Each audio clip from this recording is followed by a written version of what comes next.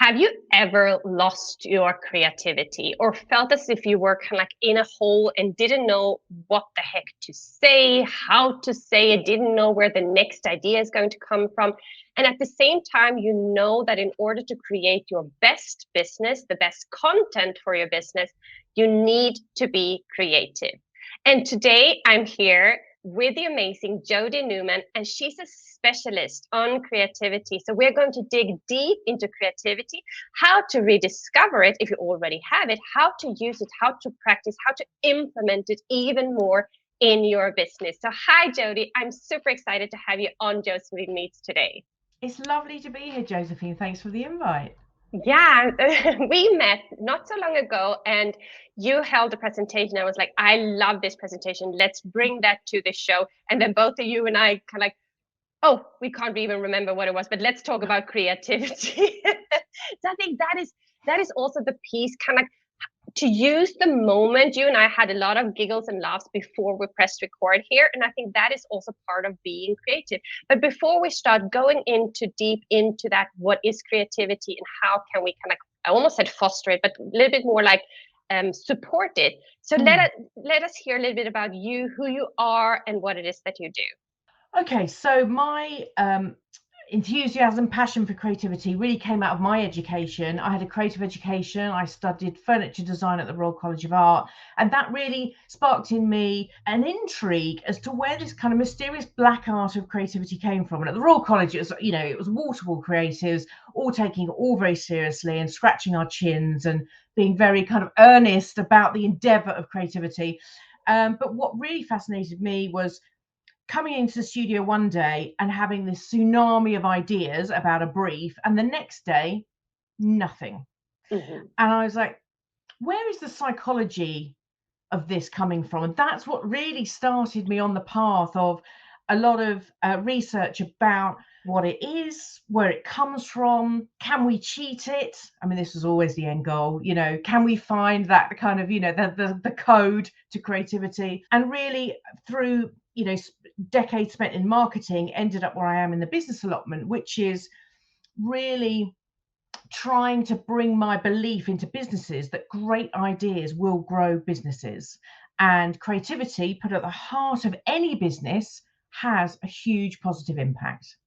Mm-hmm. Yeah, I definitely agree. And we also talked about kind of like how to push that creativity a little bit. But maybe before we start going there, I come from a corporate background where for 20, 30 years, I totally suppressed my creativity. I was always analytical.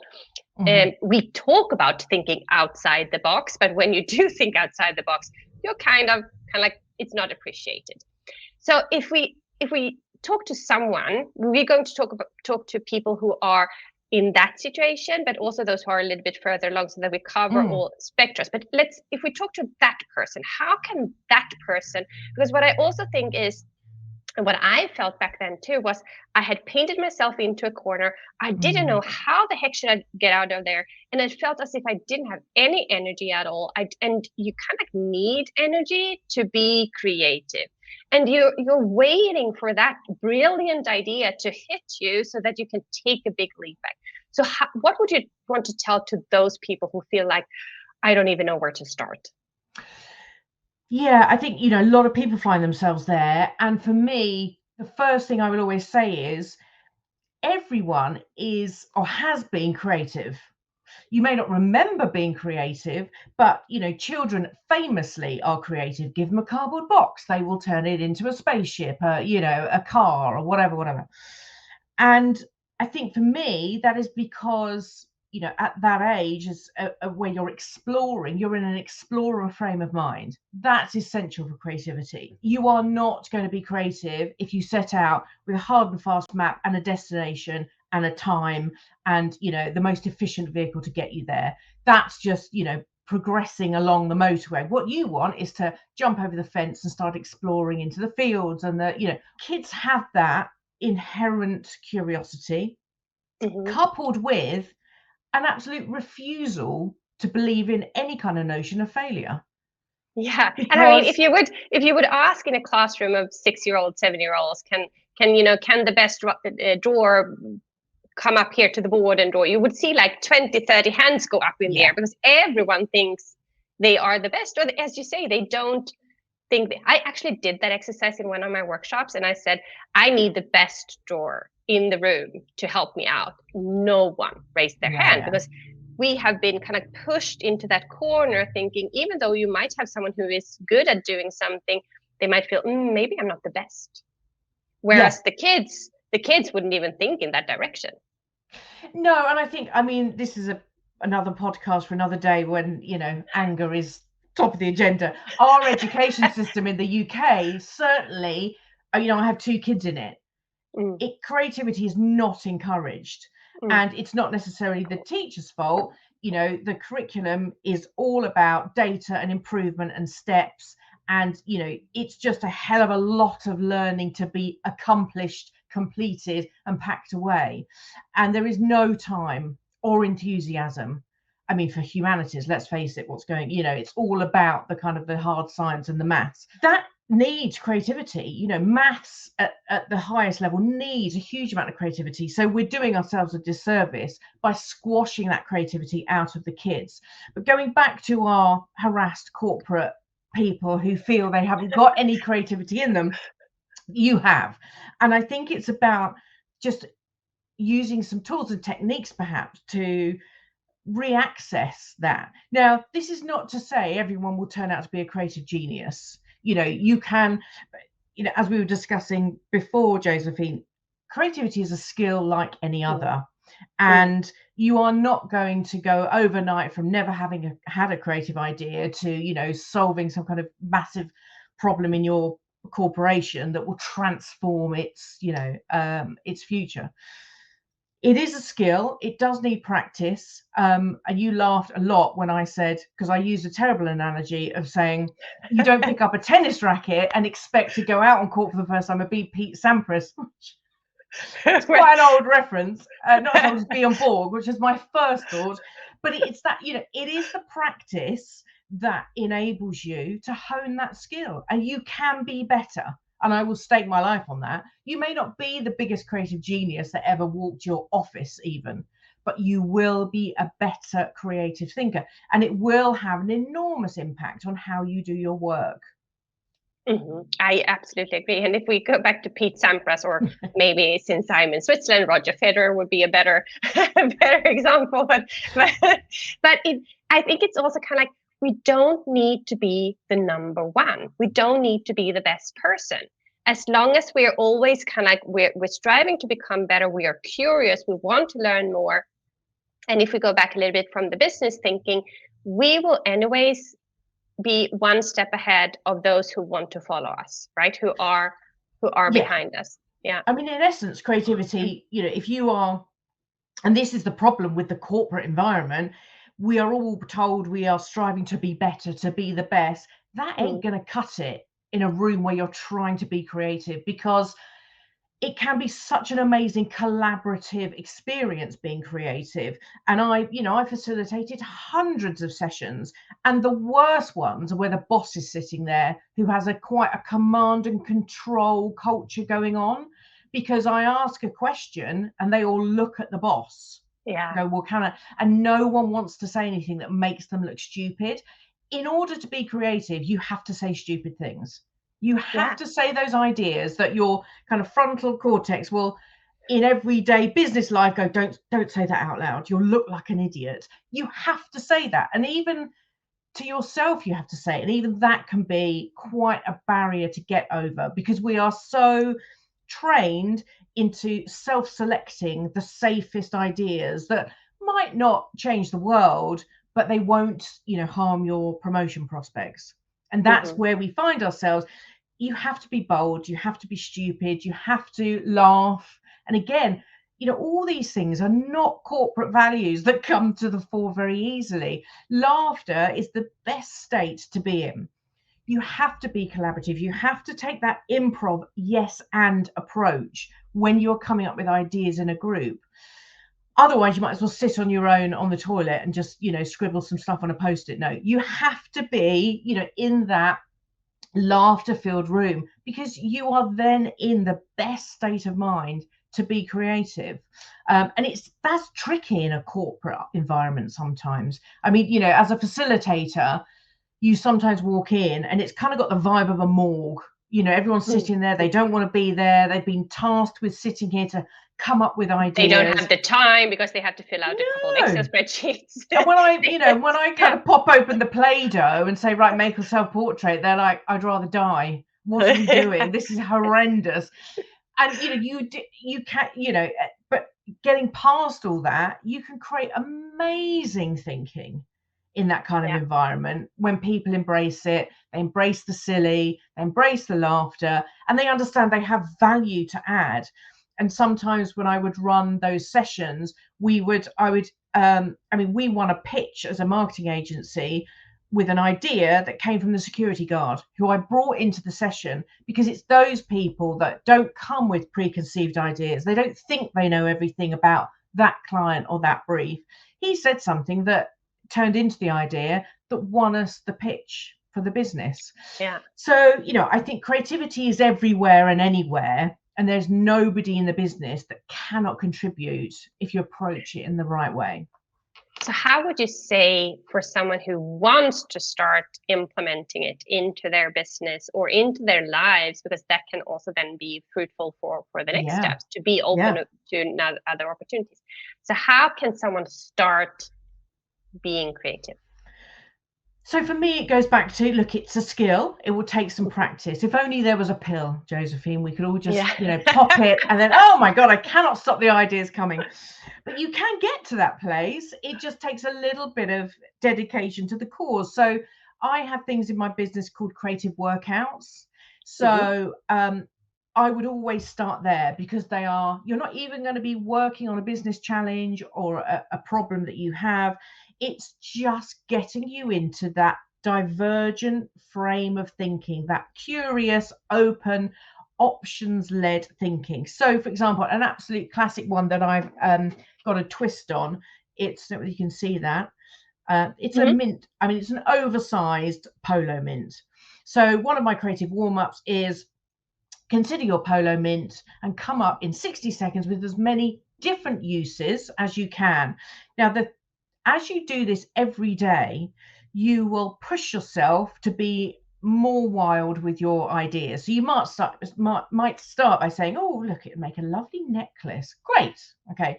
By the end of the week, you'll be going, oh, it's a life buoy for a worm, or it's it's a halo for a particularly angelic cat, or, you know, so you get more and more, and you push yourself, and the quantity will increase, as will the divergence, the how different each idea is from each other.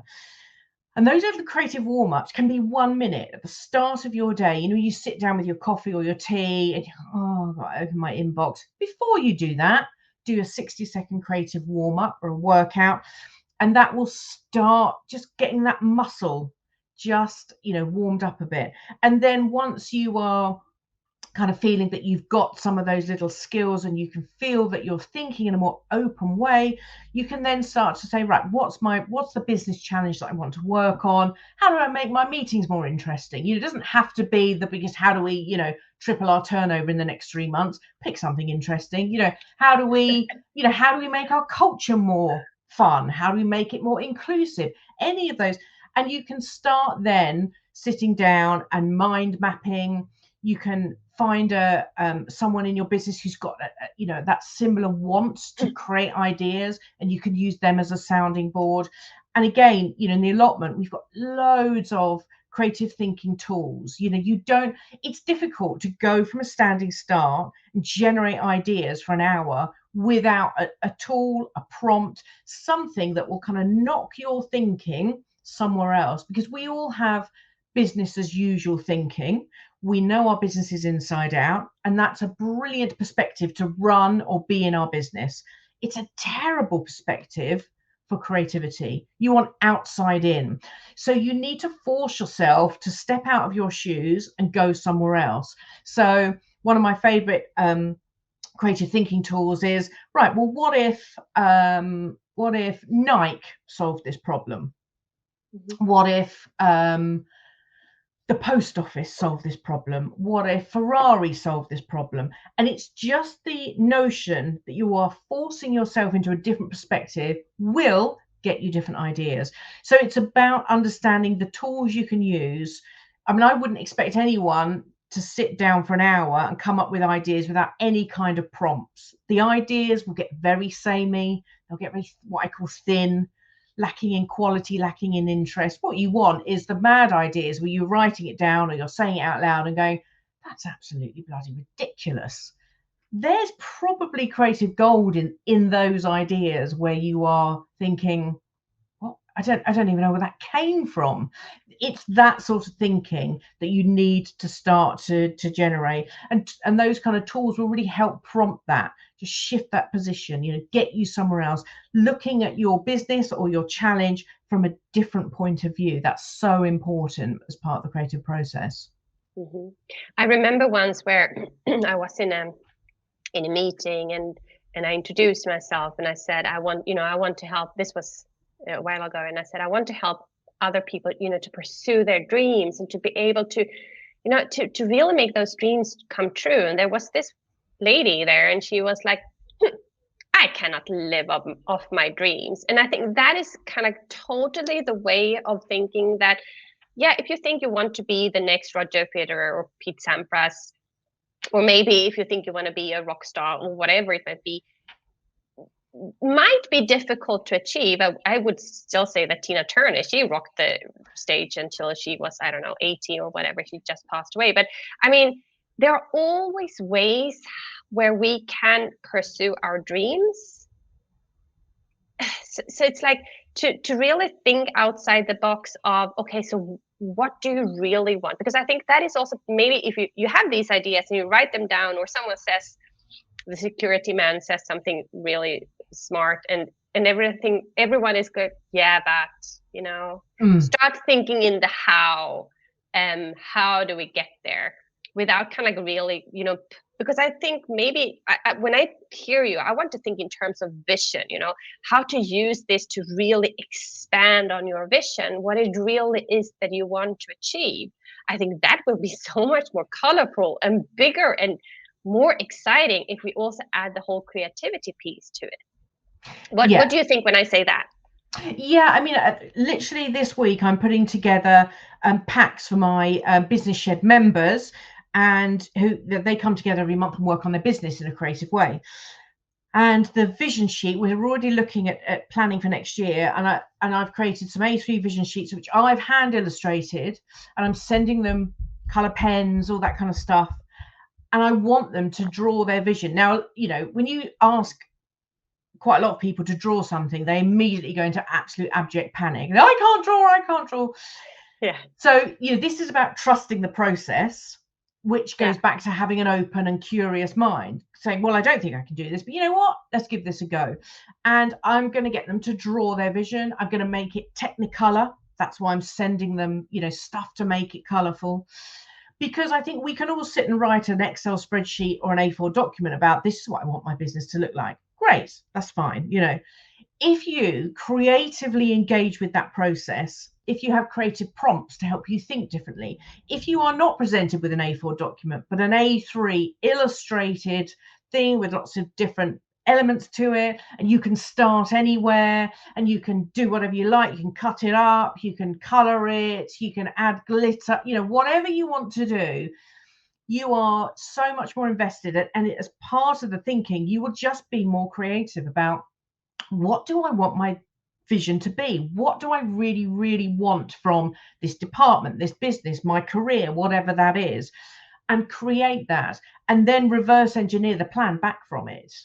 And I think we, are often guilty, certainly as small business owners, of not investing enough creativity and time into creating that amazing vision. That's our North Star. That's going to create the gravitational pull to get us there.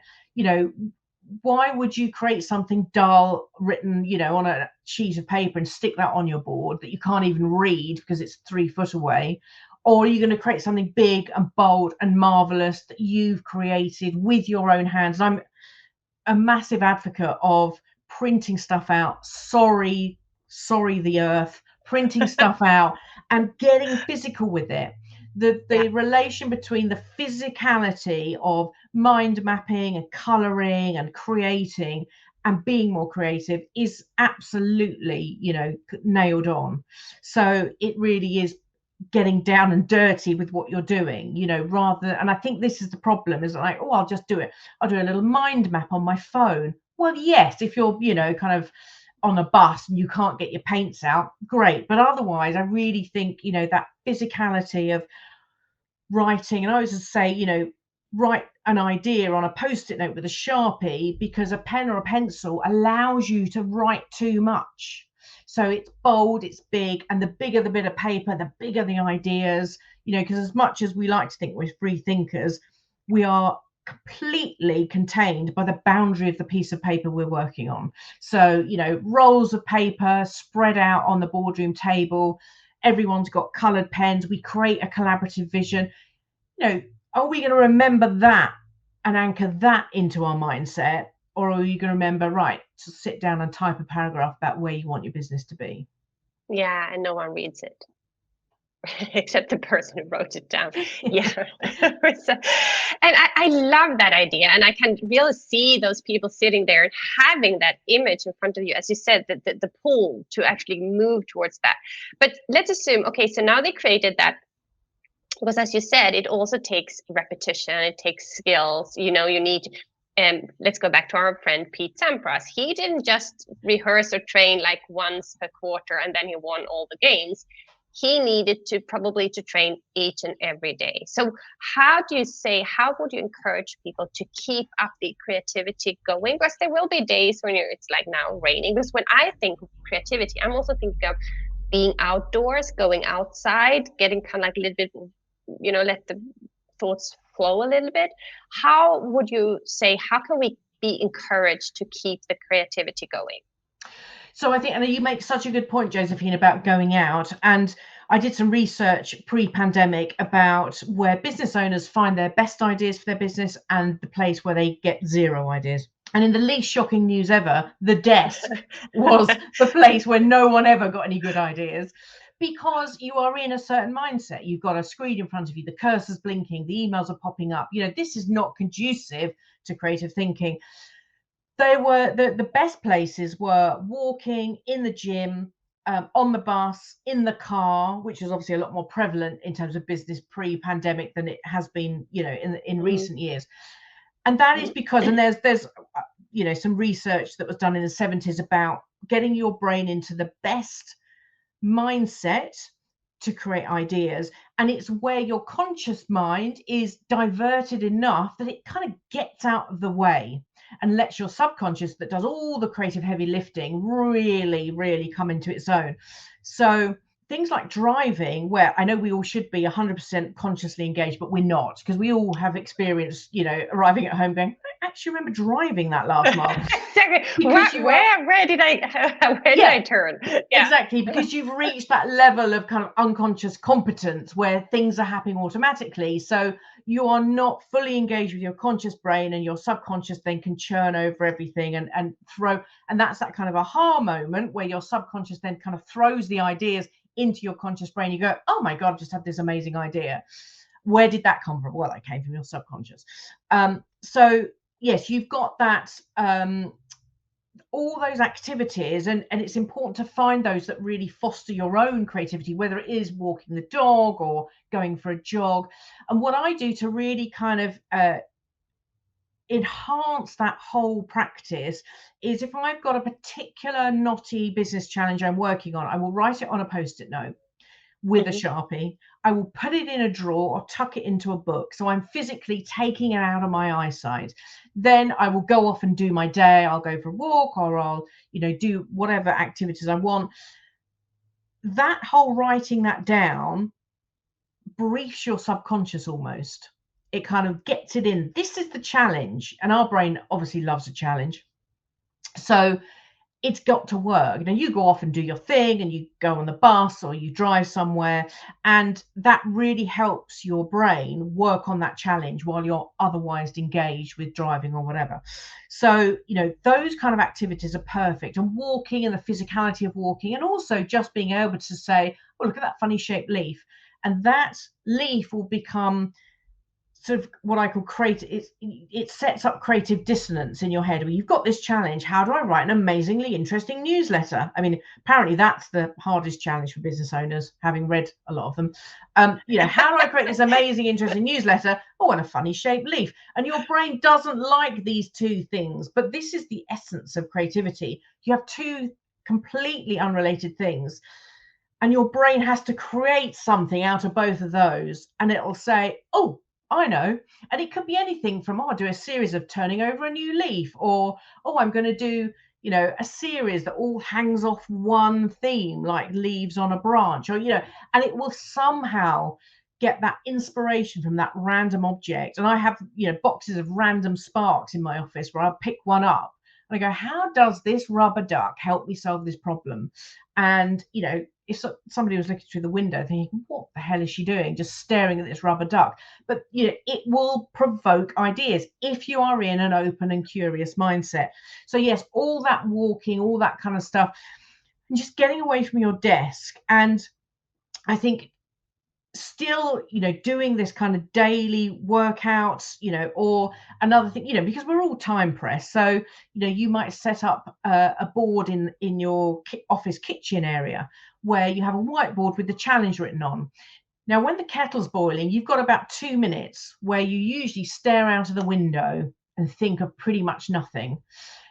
Instead, read the challenge, stare out of the window and think about nothing, and write up the ideas that come to you. And by the end of the week, you've got 15 or 20 ideas. And if you've got a team of people doing that, it's an incredibly brilliant use of that time where your brain is, literally bubbling away doing nothing.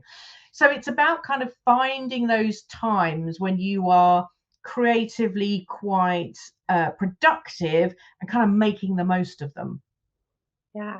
And I think it always comes down to being aware of what it is that you want, being aware of being creative. As maybe if that sounds contradictory, but it's still that if we're not aware that we need to be creative, we're not going to go into that direction. It's been a brilliant, I want to round this off, Jodie, because we could continue for hours and hours and hours about this. And I remembered just one piece, because I remembered the newsletter. You said something brilliant when we met. I don't know if you remember what you said, but it was like, because these newsletters, yes, definitely agree. One funny thing happened. I wrote a newsletter, and I had quite a few unsubscribes from that newsletter. And I was like, oh, maybe I hit a note there. They didn't like it. But I had two clients coming back to me, hey, Josefine, I loved what you wrote. Meaning I probably hit the nerve of my dream clients, and all the other people who are not my people thought, don't like that, I'll unsubscribe. So I think if we could just give a couple of words with the newsletter, because the newsletter it's super important to keep you connected to your people. It's also a little bit where you can let your creativity flow and don't feel as if you have to hit, what everyone else are writing.